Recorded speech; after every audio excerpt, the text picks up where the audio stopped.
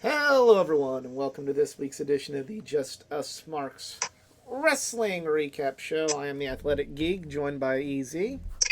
What's up? We took the week off last week, so I could watch one of my least favorite football teams win the Super Bowl. But I did win $300, so you Okay. take the good with the bad when it comes to that. And I made a business decision to bet on the Kansas City Swifties, and I have $300 extra now. So I bet nothing. I lost. I lose. Good day, sir. but Line. we kind of skipped over a really big week as far as the story with Cody Rhodes, and yeah, so pretty much we're not going to go match by match this week with WWE. We'll just kind of get caught up on the story, and we will also cover Dynamite, and then hopefully by when we make our video next week, we'll be back to normal, covering Raw, covering SmackDown, covering Dynamite, covering Collision. So yeah, I thought there wasn't a collision tonight. Yep, there wasn't a collision tonight. So it really worked out well for us to, it worked well in two ways. Number one, there's no collision tonight, so we can do the show tonight if it stops raining in Daytona for the Daytona 500 for me and EZ tomorrow to watch. But with the way the forecast is looking, we could have probably have done this on Sunday. So, and not to get off topic, but it's like, what are the chances that you had back-to-back postponements, or you had to modify some things because of weather? Which, I'm sorry to sound like an old-timer, but back in my day, I kind of liked the Clash being on Saturday nights. Because then the following day would be Daytona 500 qualifying. That's what's called Speed Weeks. Do you remember that, NASCAR? See, back in my day, the Clash was on a Saturday, or it was like a Saturday or a Sunday the whole week before. So, yeah. That's why Indy has the month of May, not the week of May. There's also more people that try to enter the Indy 500 than Daytona and have a chance to not qualify. But that's neither here nor there. This is a wrestling show. And if you've never seen this wrestling show before, this is the Just Us Marks Wrestling Recap Show. I'm Ed Easy at All In Starcast. We love wrestling, we love talk wrestling, we love sharing, love pro wrestling with each and every one of you out there. However, just like each and every one of you out there, we are just fans. Our opinions of that any other fan out there. We avoid insider terms because we are not insiders, we're not wrestlers. We are just a bunch of marks. And we're going to start the show lighting the fuse and bringing the boom. So we're going to talk about Dynamite. Which they would be in Texas. Starts off with Dax Harwood versus Jon Moxley. I enjoyed this match. Not.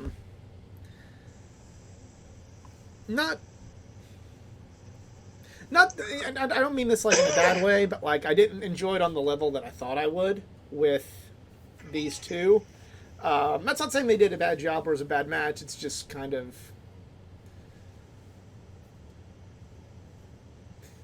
I got a really good match, but I didn't get the great match I expected. But it was still a really good match, which is nothing to complain about. So, kudos there. We had a Wardlow match. Hooray. And I don't say that as a knock on Wardlow. It's just kind of like,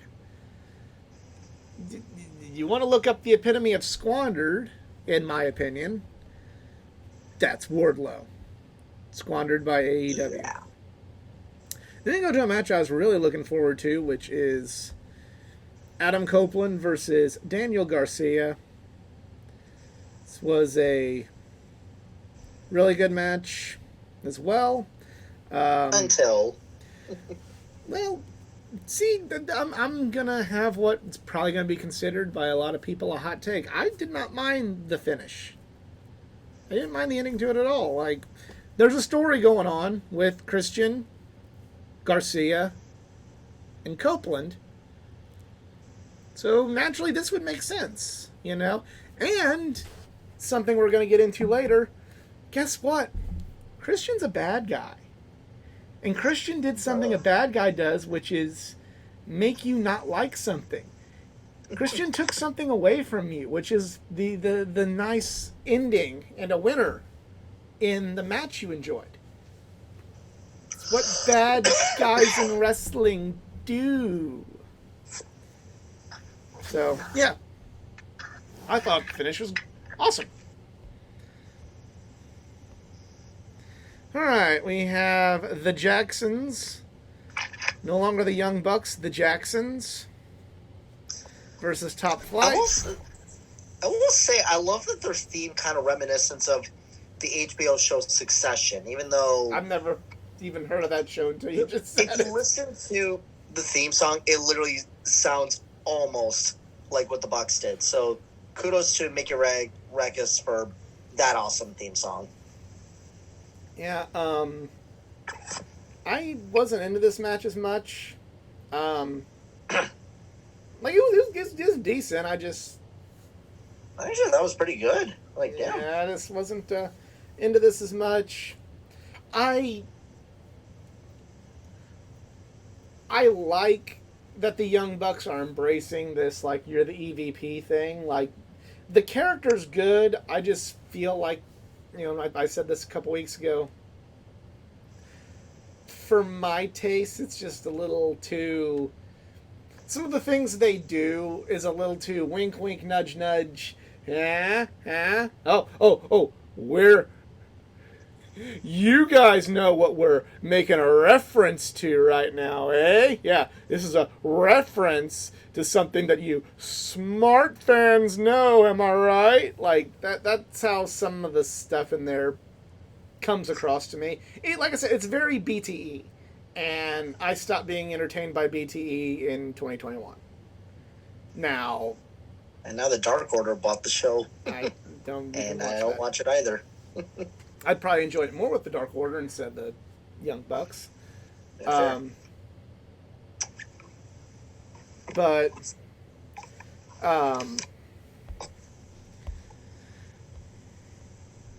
yeah. I thought they really did Tony Schiavone tries to interview the Bucks.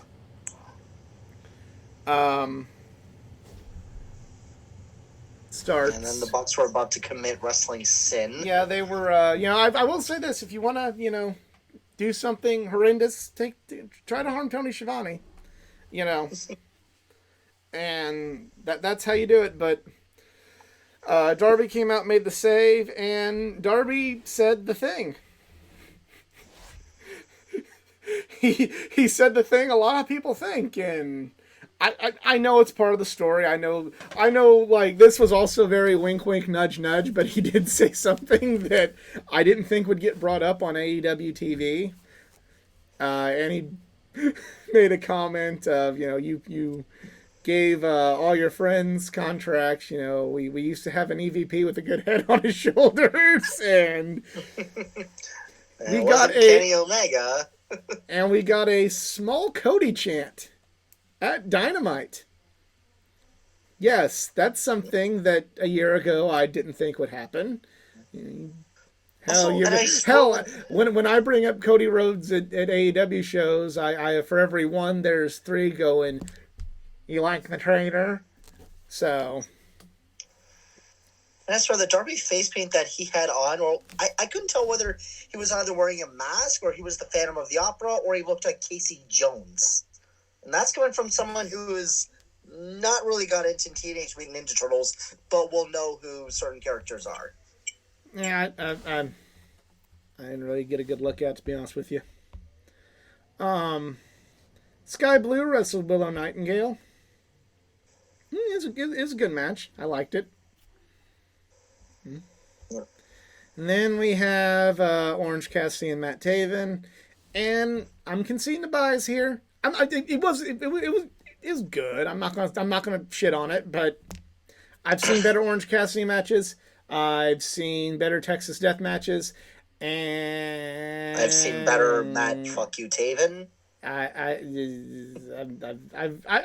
I'll even say this. This is Matt Taven's best match because I'm just not a big, Seems like he's a really good person, and I don't want to bash a good person like Matt Taven, but personally, not a huge fan.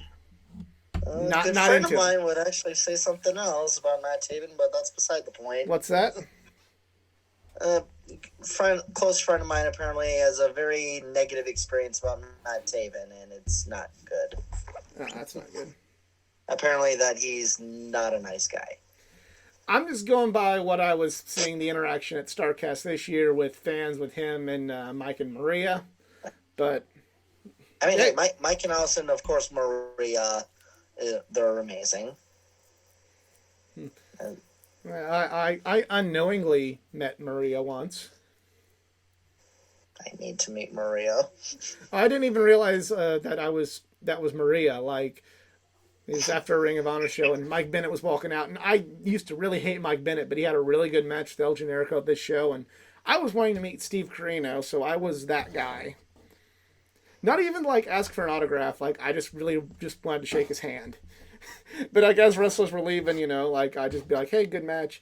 And I saw Mike Bennett, and I said, hey, you had a really good match out there, even though I flipped you off and yelled, fuck you, when you came out. And he just kind of laughed. And there was a woman who I didn't realize was Maria behind him going like, he said, fuck you. And then, we exchanged pleasantries and they went about their way. And then come to realize a few months later that woman was Maria. Go figure. But, it wasn't bad. I'm not going to get into Matt Taven, you guys. I'm sorry. And, if you are into Matt Taven, you do you. If you're into the Undisputed Kingdom, you do you. To me, the whole thing just isn't good for me, and I don't like it, and I think it kind of sucks. Still kind of looking for the Undisputed Kingdom's purpose. To I don't know. It's like the robot that Rick Sanchez built. What is my purpose? You pass butter. Oh my God. That's like one of the few Rick and Morty jokes I love. Rick and Morty fans and AEW fans have a lot in common.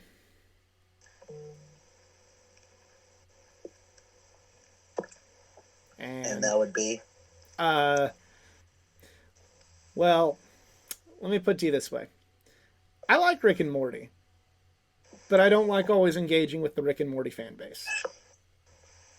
Does that make sense? I've heard. Yeah.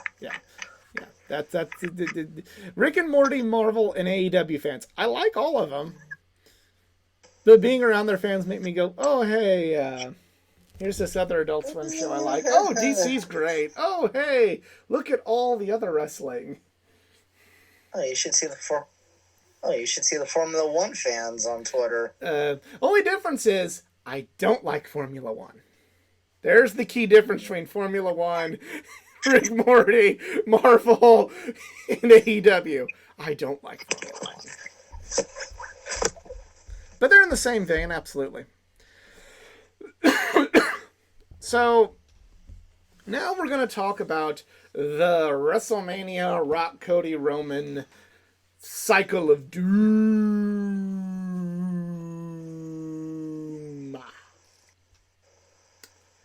So, the Cycle of Doom or the Dungeon of Doom?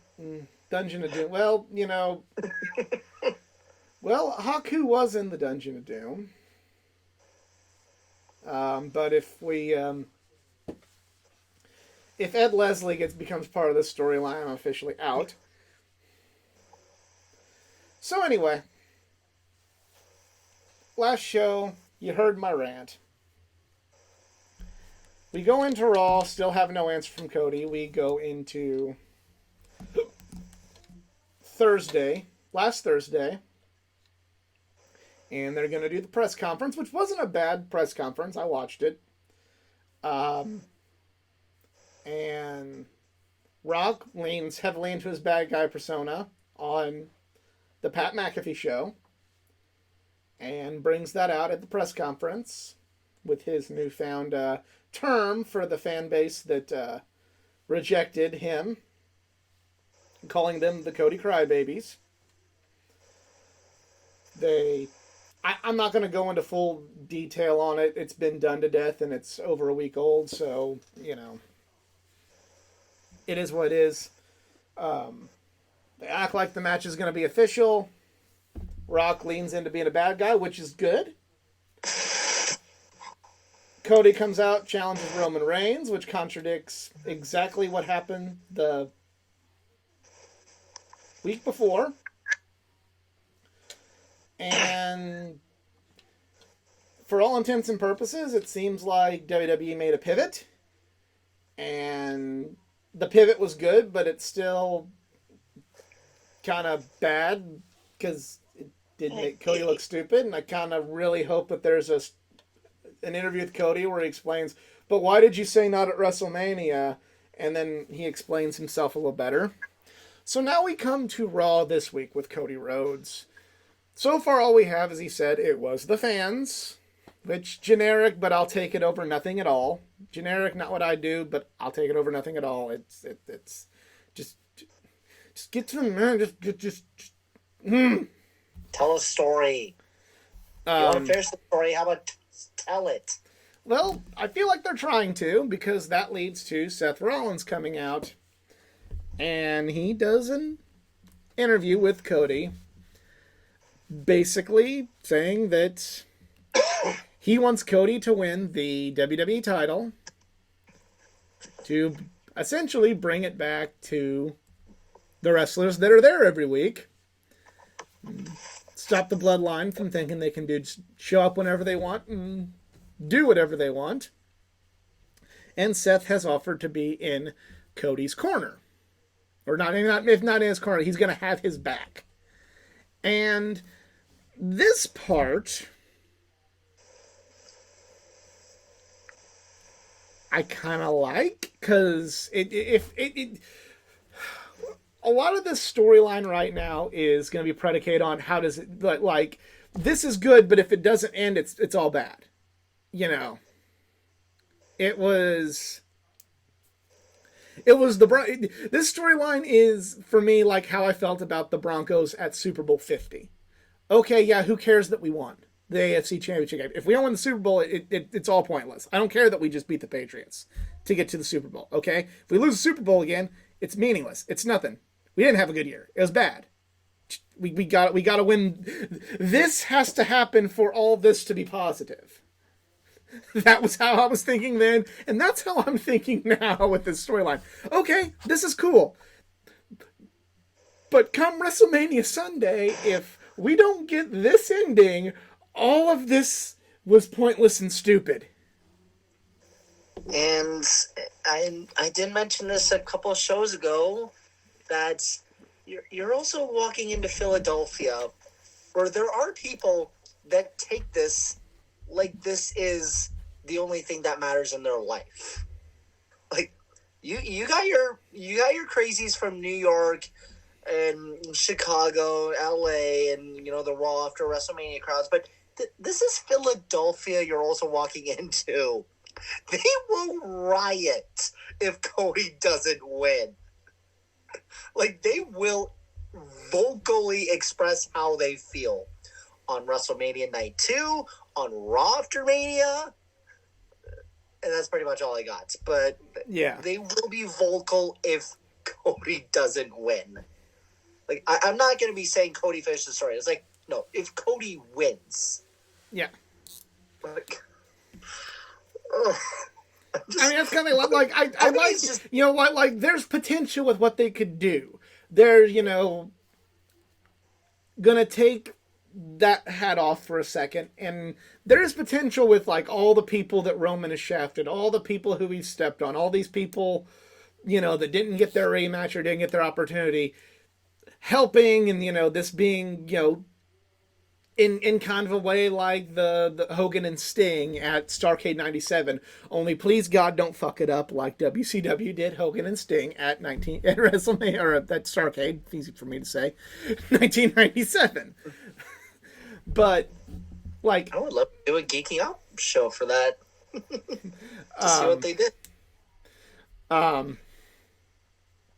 But like right now, okay, we're seeing the pivot. There's more pivot that happens that we're getting ready to talk about. Like your fuck up from 2 weeks ago, from 3 weeks ago, it's salvageable. Like, okay, it's not all ruined. We're not completely Homer Simpson at this point where like, oh no, it's still good, it's still good. Like, no, it actually is still good.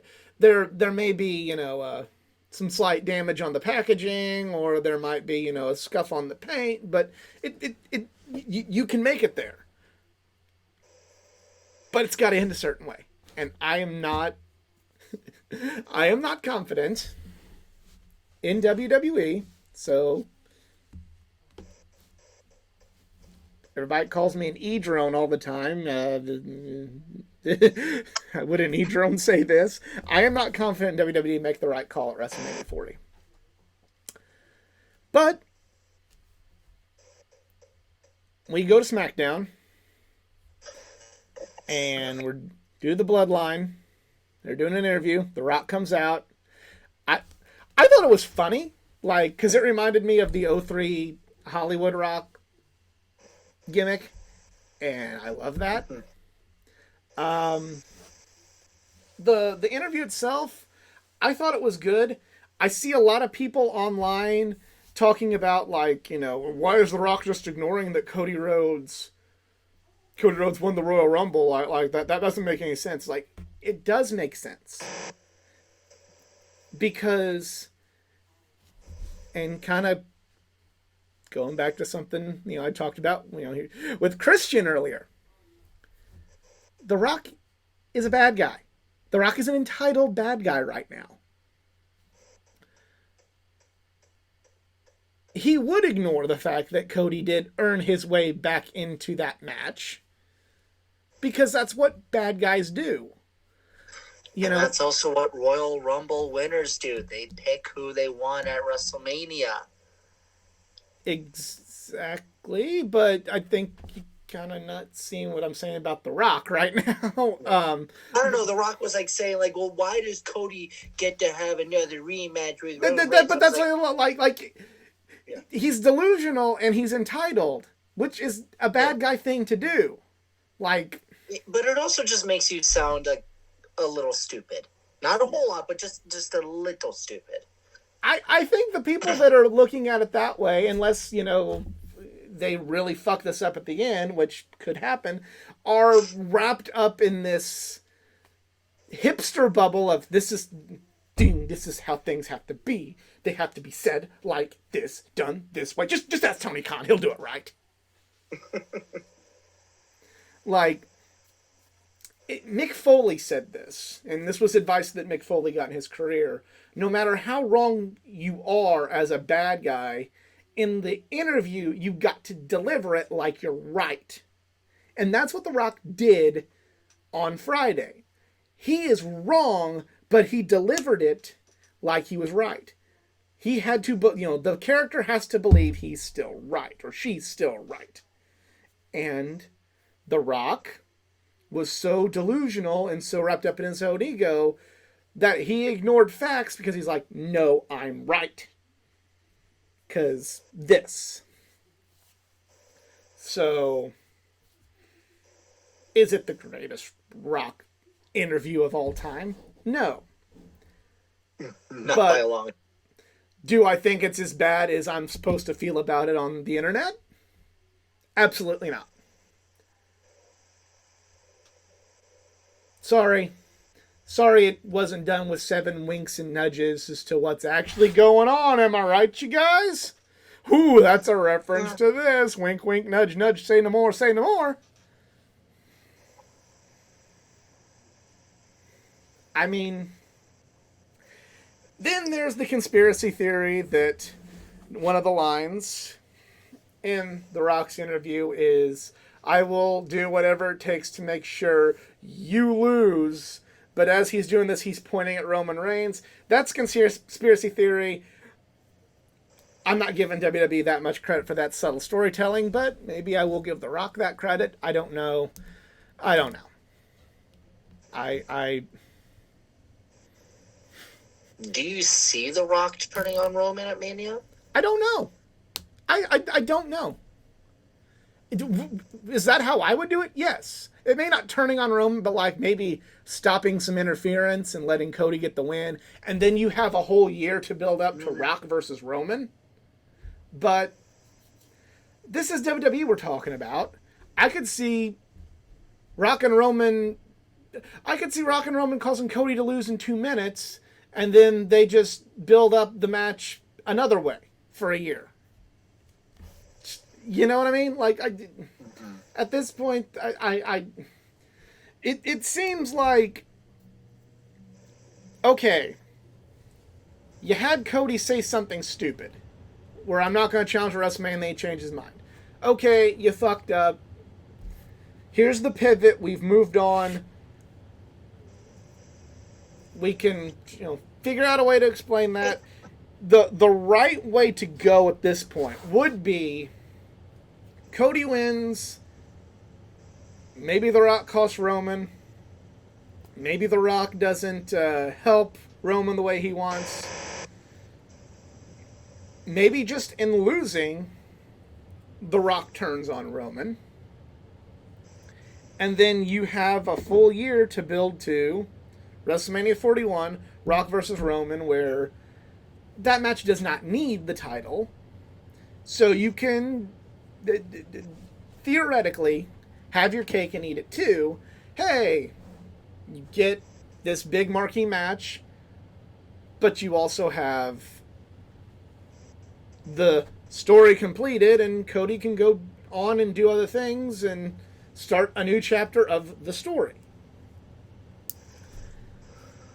But this is WWE we're talking about.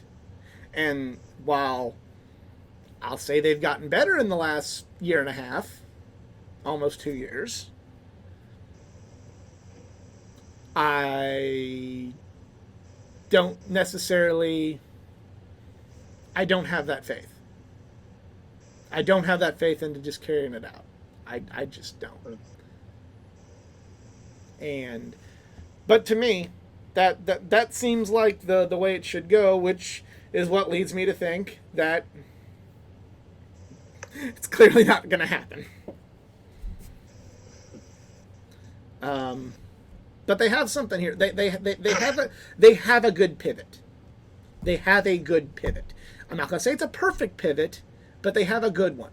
They have a pivot reminiscent of how AEW explained the fart in church that was the exploding barbed wire death match. I'd say that the pivot they're doing is as good as how they explain that shit.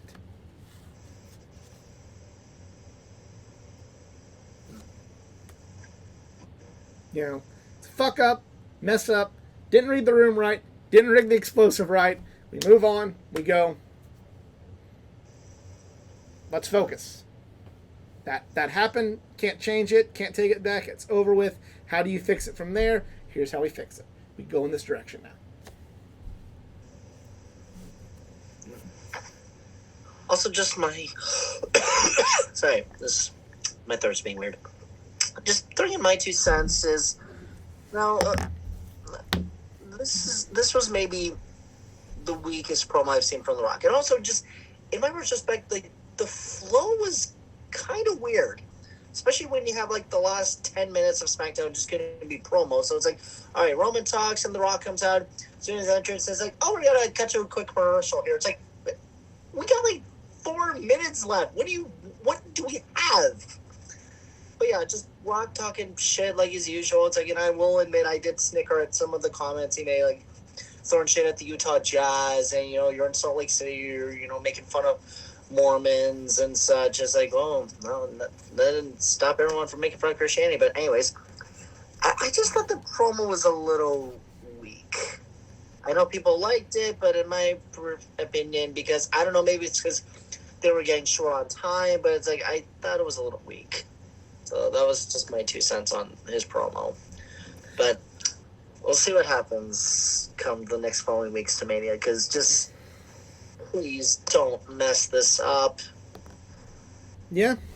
Which I know it might. Yeah, Well, that's I would. Much like me putting money on a football team that I hate. You know, if I would put money on them. I would put money on Roman Reigns at this point. Yeah, but also just you know that whatever you're going to do, you know the Philadelphia wrestling fans are. I don't think they give a shit, honestly.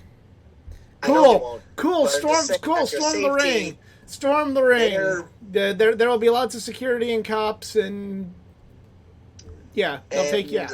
I don't think those fans are going to care. I don't think that the wrestlers care. They'll be whisked away by security, and They better run for their fucking lives. yeah, it's.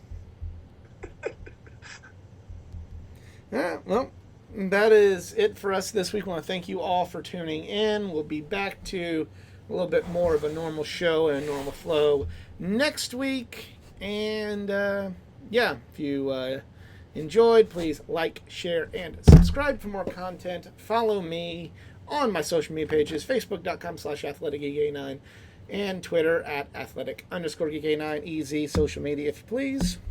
You can follow me at the Twitter, and you can tell me how wrong I am and all that fun stuff at ERIKZARINS.